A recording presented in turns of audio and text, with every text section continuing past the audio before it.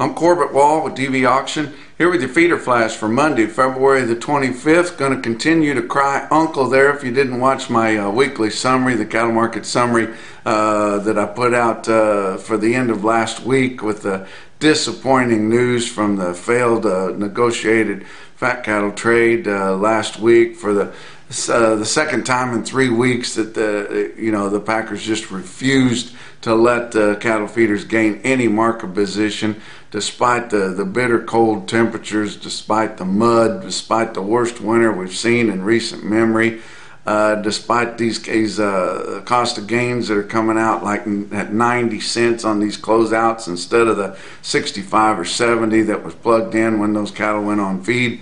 And I talked about guys getting together, unifying a little bit, and crying uncle, which is a unified negotiated cattlemen's leverage effort.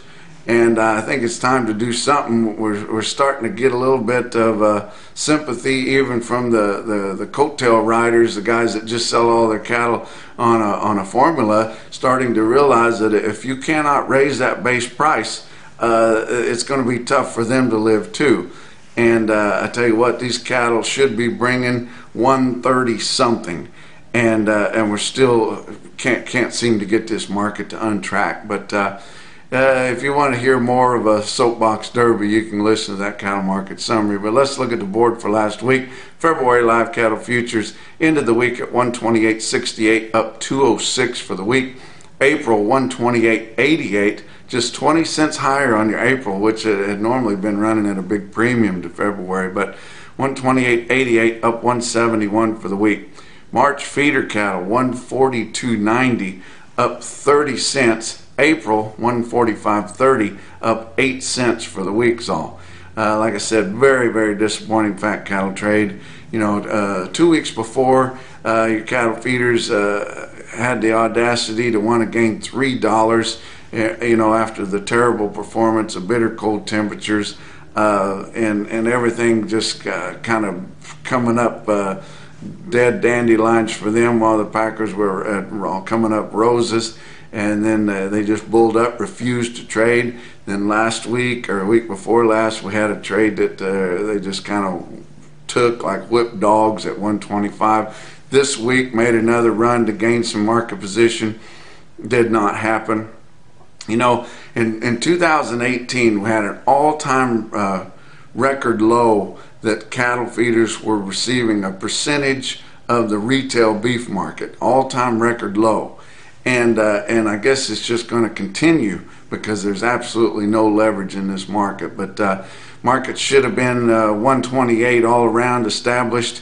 We had some spot sales in Iowa from 124.5 up to 128. Just regional business pretty much. About 6,000 head, and then the dressed price from 197 to 202. Some of those cattle were bought with time on them, so that's going to kind of set this market up to try to squash any rally that it has in it at all. Box beef cutout values, though, higher. Your average trade for last week on choice cuts 217.72, up 104. Select, your average trade last week 212.36, up 31 cents compared to the average of the previous week. Slaughter was down because we knew we had some repairs to make and some upkeep and things. 577,000 was 19,000 less than the previous week, but 2,000 more than the same week a year ago. And now should be expecting your kills to be ramped up significantly as we head into the early spring months here just around the corner. But look at some of your feeder cattle markets. Your real-time index ended the week last week at 140.99. That was down about 40 cents there, and for the week. And most of your feeder weights and feeder cattle, true feeder cattle, just sold mostly steady in your auctions last week. There were spots of $2 to $3 higher on true stocker cattle or lightweight calves, as guys are still putting a lot of those together. And they know as much moisture and as miserable as the winter's been, once the temperatures do warm up, it's going to be good grazing, both grass and graze out wheat. So not going to be enough of those lightweight cattle around. did have a cattle on feed report come out on Friday there. It was the one that should have been released long ago, back whenever the government was shut down. But January 1st inventories come out to be 101.9 of the previous year, and that was compared to the guess of 102.2, so slightly bullish. Placements come out to be, for December placements, 98.2, so less than the previous year, while the average guess was 101.8, so that was quite a bit bullish there. And then marketings come out 99.4 compared to the guess of 99.8, but that's all kind of washed over because a lot of that's already should have been impacted into the market. Been nice to have had that bullishness back whenever it was deserved, but weren't able to get that. Your feeder markets starting out this week are not going to be impressed with last week's fat cattle trade, so that's going to put a downer on things. It's probably also going to be a downer on the board. But guys are wanting cattle, and believe it or not, this weather is going to turn and things are going to perk up. But let's look at some sales late in the week last week that were pretty darn bullish in themselves. But Fullerton, Nebraska, market that I'm not familiar with, but did get some quotes out of there on Friday, had some good way up heavy feeding steers there. Empty 54 head of them, weigh 921 at 143.60.